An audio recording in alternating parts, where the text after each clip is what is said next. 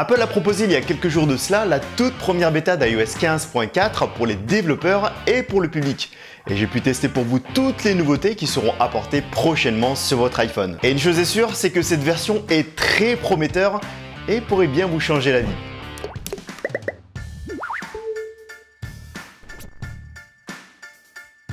Salut à tous les amis, c'est Ayman. Avant de commencer, sachez juste une chose, c'est qu'à l'heure où je fais cette vidéo, j'ai pu tester iOS 15.4 dans sa toute première version bêta à destination des développeurs installés sur mon iPhone 13 Pro. Donc certaines de ces nouveautés pourraient bien être modifiées dans sa version finale et il se pourrait bien qu'Apple puisse même en rajouter de nouvelles.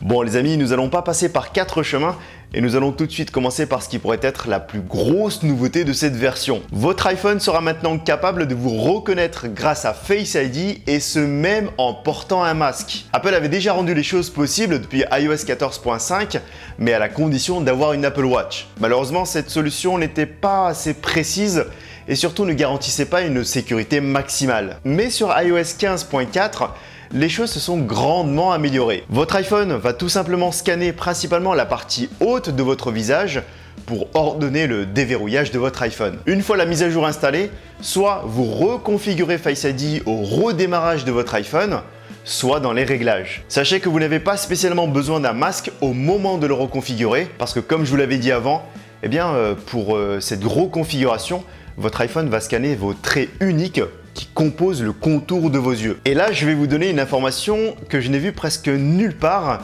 liée à cette nouveauté. Sachez qu'il est maintenant possible d'effectuer vos achats sur l'App Store ainsi que de vous identifier sur vos applications grâce à Face ID et ce même en portant un masque. Chose qui n'était pas possible avant, même pour les détenteurs d'Apple Watch. Une autre nouveauté liée à Face ID, c'est que maintenant vous avez la possibilité de le configurer avec des lunettes, chose qui n'était pas possible avant. Et bien qu'avant Face ID pouvait des fois vous reconnaître avec vos lunettes de vue, ce n'était pas aussi précis qu'aujourd'hui. Sachez tout de même que ce n'est possible qu'avec des lunettes de vue et non pas avec des lunettes de soleil. Il faut savoir aussi qu'une reconfiguration de Face ID avec des lunettes est nécessaire pour chaque paire de lunettes que vous avez. Et Face ID ne pourra malheureusement pas vous reconnaître si vous portez à la fois des lunettes de vue et un masque. Mais ce n'est pas tout. Et l'usage de Face ID avec un masque n'est pas la seule nouveauté apportée sur cette version. Parce qu'Apple nous a particulièrement gâtés avec l'arrivée de plus d'une trentaine de nouveaux emojis. Avec cette version, on aura droit à un emoji d'un bonhomme qui fond, un emoji qui a l'air de pleurer de bonheur,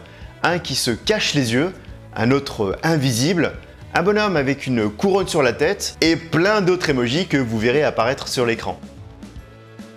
Avec iOS 15.4, Apple rend la possibilité d'avoir un affichage avec un taux de rafraîchissement de 120 Hz sur toutes les applications. Cela concerne aussi bien les applications natives, ceux préinstallés sur votre iPhone à l'achat par exemple, ou à la réinstallation d'iOS, mais aussi sur les applications tierces comme YouTube, Twitter ou encore Instagram. Des applications qui n'appartiennent pas à Apple quoi.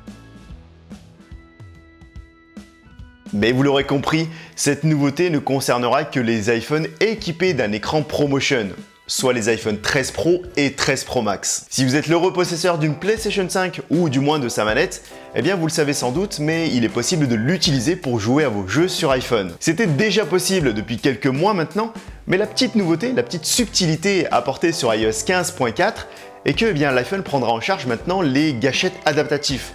Et du coup profitera de ce qu'a fait l'innovation de cette manette next-gen. Cette dernière version apporte aussi une autre nouveauté, toujours dans le cadre de cette pandémie que nous connaissons tous. Sachez qu'il est maintenant possible d'ajouter votre passe vaccinal directement sur l'application Carte et Apple Pay, anciennement connu sous le nom de Wallet. Pour ça, il suffit simplement de scanner le QR code de votre passe grâce à l'application Appareil Photo et ainsi l'ajouter à l'application Carte et Santé. Vous aurez du coup accès à votre passe en appuyant 2 fois sur la touche Siri pour plus rapidement le présenter en cas de contrôle par exemple. À l'heure où je fais cette vidéo, il est malheureusement pas pour l'instant possible d'utiliser cette fonction et après quelques recherches que j'ai pu effectuer, la cause est principalement due à un bug lié au site hébergeant les différents QR codes en France. Mais nul doute que ce bug sera corrigé prochainement et sera du coup utilisable bientôt. Est-ce que vous vous rappelez de SharePlay, cette fonction qui permet de partager du contenu multimédia avec votre interlocuteur via FaceTime? Cette nouveauté nous a été présentée lors de la présentation d'iOS 15 en juin dernier lors du WWDC. Et bien sur iOS 15.4, SharePlay a été lui aussi mis à jour et son usage a été simplifié. Avant ça, eh bien, il fallait d'abord appeler votre correspondant par FaceTime et ensuite lancer l'application dont vous voulez en partager le contenu comme Apple TV+, ou encore Disney+. À partir de cette mise à jour, il est maintenant possible de partager le contenu compatible SharePlay directement depuis le menu Partage. À partir de là, vous n'avez plus qu'à sélectionner votre correspondant pour que le partage se fasse. Ce qui rend les choses quand même bien plus pratiques.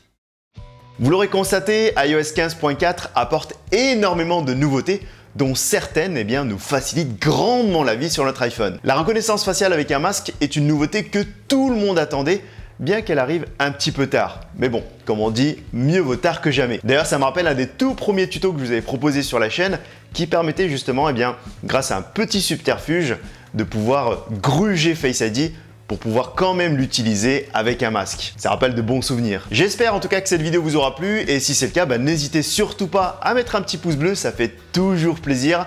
N'hésitez pas aussi à me dire ce que vous en pensez de toutes ces nouveautés en commentaire et je me ferai un plaisir de vous lire et de vous y répondre dans la mesure du possible. Quant à moi, je vous donne rendez-vous prochainement et d'ici là, prenez tout soin de vous et que la paix soit avec vous. C'était Ayman. Peace.